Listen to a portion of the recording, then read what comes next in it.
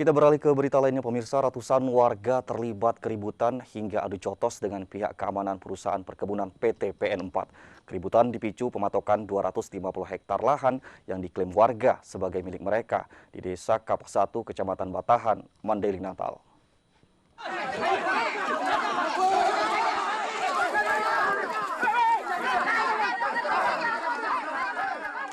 Keributan antara warga dengan petugas keamanan perusahaan perkebunan PT PN 4 Kebun Timur terjadi di Desa Kapas 1, Kecamatan Batahan, Mandailing, Natal. Warga terlibat saling dorong, bahkan hingga adu jotos dengan pihak keamanan perusahaan.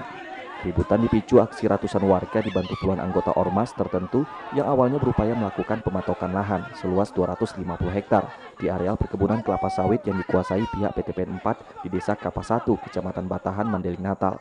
Selain mematok lahan yang diklaim, ratusan warga eks-transmigrasi sebagai milik mereka. Warga juga melarang perusahaan memanen sawit di lahan yang bersengketa dengan menghadang truk milik perusahaan. Ratusan warga mengklaim menguasai lahan seluas 250 hektar karena memiliki sertifikat resmi dari BPN. Sementara PT PN melakukan pencaplokan lahan hanya atas dasar izin prinsip dan bukan HGU. Belum sampai ke HGU, di take over lah ke PT PN. Nah, PT PN selanjutnya mencaplok wilayah ini dengan seluas yang kami pertahankan ini adalah 250 hektar. Artinya 250 kakak kurang lebih. Bisa kurang, bisa lebih.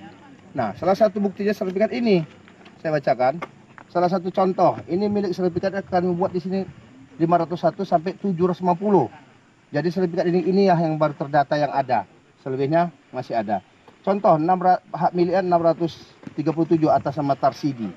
Ini dibukukan oleh BPN 2010 bulan Desember tanggal 29. Nah, setelah diterbitkan tanggal 29 bulan 12 tahun 2011. Artinya apa? Mereka sudah punya lahan ini sebelumnya 2011. Kenapa dicaplok oleh PT PN? Menurut penasehat hukum warga, kasus sengketa lahan telah berlangsung lama, bahkan telah memasuki ranah persidangan hingga tingkat Mahkamah Agung.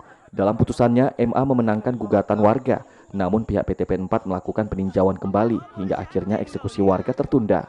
Dari Mandailing, Natal, Ahmad Hussein Lubis, iNews melaporkan. Itu salah satu yang melakukan penunjangan pemukulan kepada ormas.